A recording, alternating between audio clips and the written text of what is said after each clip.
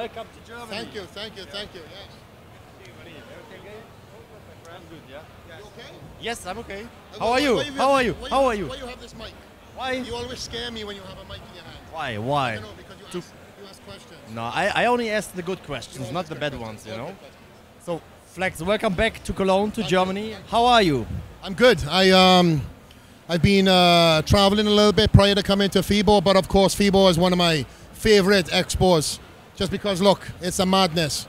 I love coming back every single year. I've been here for maybe 10 times now as a fan, first time, and now I was that side of the booth, now I'm this side of the booth with my own supplement line with Yamamoto, so it's full circle. I was checking, I don't know, last week it was, I was checking some old pictures and videos, and I was checking do you remember the first Arnold Classic Europe, where you were competing in the open class? Yes, I remember, and I remember our fun when we went there too. It was, yeah, it was a great experience for me. Again, I didn't intend to do the open class. I had an invite from Mr. Raphael at the time, and it was a great experience for me to stand up against some of the best bodybuilders in the world, and I know I'm going to be doing it again in a year and a half's time. Looking back to the when we talk about the 212 career, did you expect everything what happened the last couple of years, or was it the master plan? My master plan, well, no, but listen, I've got a big vision, and I chase my dreams and my goals. That's why I always preach about them, because nobody told me I was going to win my pro card, let alone win the highest title in the pro division for 212. So my goal was to win the 212 when it came about the first time, and then defend it. And then I ended up doing a third and a fourth. And my end goal was 5. And then I got talked into doing 6. And obviously the 6 was not the way I wanted to end, because I lost my training partner and my friend, my brother, Dallas McCarver. So I thought to myself, if I'm going to go out, I'm going to do it one more time, and I'm going to do it for Dallas, and I'm going to do it for everybody who believed in me and everybody who didn't believe in me. And everybody told me that I wasn't going to win number 7. There was all these new names coming in the mix. And I think I brought my best package last year to the show and ended it the way I wanted to. How do you see the evolution of bodybuilding? I mean, you are competing now for how many years? You started with Neil, it is like 15, 20 years ago. How many? Yeah. 25, 30? So we've been together 16 years. Join us. Yeah, my coach Neil Hill, 16 years. He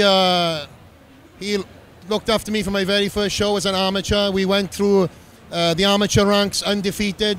Then we turned pro, and if it wasn't for this guy, I wouldn't be where I am, because he was the one that believed in me when I didn't even believe in myself. So we're a team, we're loyal to each other. We've obviously had our ups and our downs, like everything, but that just makes you stronger. I think you have to fall to realize what you have, and to get back up, dust yourself off, and get stronger every time. And again, our relationship is better than it's ever been, and we've got new goals, new dreams, and we set the bar up high. 2020 obviously is going to be a pinnacle year. So obviously I know that the world of bodybuilding is going to want to see the first real Flex Lewis on stage. And what I mean by that is obviously over the years as an amateur and a professional bodybuilder, he's grown into his body. And as much as that 212 class was a perfect fitting for him for the last 3 years, it was very restricted with his ability to bring the best physique to the stage. Now, in 2018, he obviously solidified himself by winning that Olympia title for the 7th time and brought an amazing package and blend of everything. But you guys and girls at home don't know the sacrifices and the hard work and everything behind the scenes which contributed to that physique on stage, with all the sacrifices that he had to make in order to make that weight limit. Believe you me, it's very, very difficult.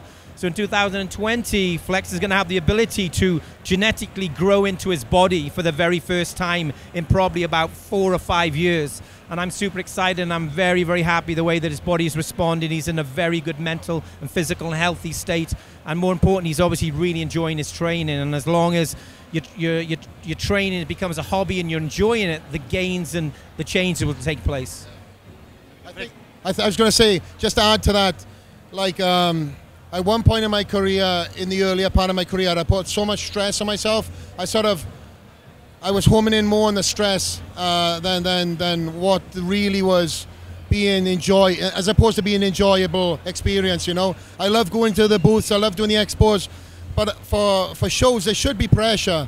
But I was so much involved with bodybuilding. There was no balance to my life, and coach preaches about balance. I have so much balance in my life right now, you know, and the key word he said right there was, I'm enjoying my training. I love training. That's why I have the same enthusiasm now than I did when I was 19. If you see me on booths, I'm the first guy here and I'm the last guy to leave because I genuinely love doing what I do. And again, a lot of the other pros, I can't speak for them, but you know, they can't wait for the time to end. I think I should have ended about an hour ago on the booth, but listen, if my line of fans is here and my voice is still here, I'm talking. So key thing is, like you said, I'm enjoying my training, I'm enjoying what I'm doing outside of the gym as well, and I got perfect balance with my family and other business ventures. And again, it's key thing is putting bodybuilding as a priority when it needs to be prioritized. I have my cardio to be done, I have my training to be done, but then I put it down. Some people just fixate on everything to do with bodybuilding, you know, and that's not life. Life is to be lived, right? And I'm growing better than ever because, again, I'm having that balance, I would say. Do you remember the first time when you saw Flex? Yeah, it was 2003. I was a guest star, but also a judge at an event, and Flex stepped on stage. Now, before he stepped on stage, I heard about there was a couple of different juniors who were going to be competing, and they had, you know, very advanced physiques for their latter years. And I had sort of seen Welsh bodybuilding grow and also maybe come down a little bit. As soon as Flex stepped on stage, you know, I had goosebumps bumps. I'd never seen somebody with such. It wasn't just the structure and it wasn't just the lines. It was the charisma. It was a blend of everything. Yes, he was a bit of a body of two halves. His lower half was extremely developed, okay? His upper half was more like a junior stroke intermediate bodybuilder, but he was only 19 years of age. But it was the essence of everything he had. And, you know, straight away I saw him, and I'd already been in that industry. I was in the industry already by that time for about 14 years. So I had a lot of experience from being an amateur and a professional bodybuilder and being a judge. And I'd never seen anybody who had that blend of everything at that age. And straight away it was like, wow, where the hell has this kid come from? Nor did I think that at one point we were going to start working together. But that was when our journey started from that day onwards. And fast forward now, we're here, FIBO 2019. We're on the Yamamoto stand. And we've done so much together. We've traveled the world. And let's be honest, guys, I mean, there's not been a coach and an athlete which has had the experience from day one to winning the most pinnacle events in the world. Events, you know, first ever 212, 7 times 212 champion, the first ever 212 Arnold Classic champion. You know, it's never been done before, you know, and to be a part of this, you know, we both feel very blessed, and more importantly, we got an amazing relationship. So even though bodybuilding is a big part of what we do, it's a very small part of our relationship, you know, because we've grown, you know, in harmony with one another, and that to me is more important than any Olympia title. And the thing is also, just to add to that, is like we've been successful because we're friends. I also know that he's coached too. So when it comes to 20 weeks out from the show, he starts telling me, you know, 4 weeks time, I'm going to put the coach hat on, and I know it's like, our relationship doesn't get affected because he tells me that you need to pick it up, Flex, or you need to do certain things in the gym. Like a lot of maybe athletes who are friends with their coaches may be offended. It's like, don't talk to me like that. But I have the button to switch. So does he. And as soon as the show is over, relationship's not ended. You know, again, the key is this is business. This is a structure that we've done since I was 19 years old. And again, you know, like I said, I wouldn't be where I am if it wasn't for him. And listen, I genuinely wouldn't be where I am if it wasn't for him, because he actually chased me out of the show, my first show, as he mentioned, as a judge, and said, I was done, one show, done. I wanted a free gym membership. And you see me eating my chocolates, and he was like, whoa, you need to do the British Championships in 4 weeks' time. And I go, oh, I done my own diet, I don't know, nah. And he was like, listen, let me help you. Of course, everybody knows who he is in Wales, you know, in the UK. And he said, let me help you. So, of course, they have his offer and help. So he said to me, listen, enjoy the weekend. Monday, come to my house. So I remember driving up to his house, which is about an hour away from my house, and I drove up in my van. And 16 years later, he's still telling me what to do and what to eat. So we have a great relationship. And again, look at us. We've gone from a small little town in Wales to now evolving as coach and athlete together, as we've always done. You know, whenever I've gone with a sponsor, I make sure that coach is with me too, because we're a team. We know a lot of people don't. They lose track of where they've come from, and they look for greener grass. For us, again, we're a team. We do things together. So again, we've been blessed to do things from the Caspari days to the BSN days, and now the Yamamoto days. And again, I'd say the chapters of the 212 have been written, and I'm very excited for new ones to be opened in the next year and a half with the open class. So one last question. I mean, it's now 16 years ago since you started to work together. How do you see the evolution of bodybuilding? You said 2003. I mean, everything was a little bit different. We didn't have the social media. We didn't have YouTube. Not millions of views and stuff like that. I remember when you bought a Flex magazine back in the day. You had to wait 6 months to see the pictures of the Mr. Olympia or whatever. How do you see the evolution of bodybuilding? Funny enough, we were just talking about this at breakfast this morning. I jumped on my social media. I seen this social media thing popping up. I jumped on it as early as I could. I tried to understand it. Of course, there was things like MySpace and Facebook. I tried to put myself as a business, as a bodybuilder out there. Of course, Neil jumped on it, and he was like, "Oh, I don't know what I'm doing with the social media, you know." But in fairness to him, he comes from a different generation. I come from a different generation, and you know, magazines. I feel very blessed to be not only a Weider athlete for a number of years before the magazine started slowing down, but also now one of the first bodybuilders to be really involved with social media. You know, I have a phenomenal social media reach. So does Coach. You know, he's got one of the biggest social media reaches as a coach in the world. And again, it's growing, but he had to teach himself how to do stuff.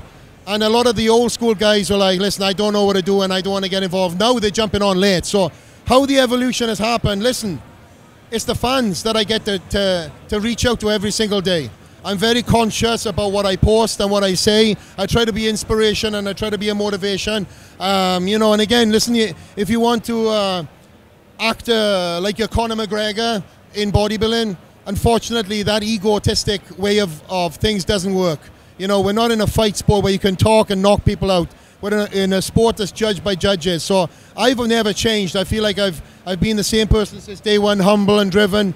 And of course, now you can portray and talk to the fans around the world. Look, I got people that have come here from all over this today. You know, from not just Germany, flown from all over. That's the blessing about being a top athlete and flying around the world and posting my life out there. People can relate. You know, people can see that I'm a dad and I can balance being a dad and going to the gym and et cetera, et cetera. I mean, I don't know if you want to add to that, but yeah, I think that, you know, social media has brought, you know, different spectrums into people's lives and where we are today. Some for the better and some for the worse. You know, you see a lot of fakeness on social media. A lot of people will put content in there to make themselves or portray a certain way when they're really not their people, and that's really sad, because everybody has insecurities, everybody wants to be inspired. But that being said as well, let's reverse it. It's allowed the evolution of our sport to expand greatly. I think one of the things that I find sad the most about social media is that a lot of magazines are dying. And it's not for the fact that I come from an older generation, okay? He's old. The fact of having something, you know, solid in your hand, something which is real, and you know, that you can actually concentrate on read. You can bring it anywhere where you want. You don't need Wi-Fi. You know, you can read that magazine and you got memories. You don't have the same when it comes to obviously what we have today. It's great to have those platforms to learn from, but I think that's one of the saddest things, because, you know, the magazines to me was something which were very, very special. And also, today, we get the chance to know about people without knowing them. Whereas years ago, you have to go and travel to be inspired by these people. So there's pluses and there's negatives. But hey, we don't even know what's going to happen in 10 years' time. Things might go full circle. I'm sure things probably will. So I think that, you know, we'll see the balance and the wheel change at some point, but I think it's more important that we embrace what's taking place today and enjoy, you know, what we're doing as a united, you know, family, because it's all about health and fitness and what we do, and that's about being passionate about following our own personal goals in life.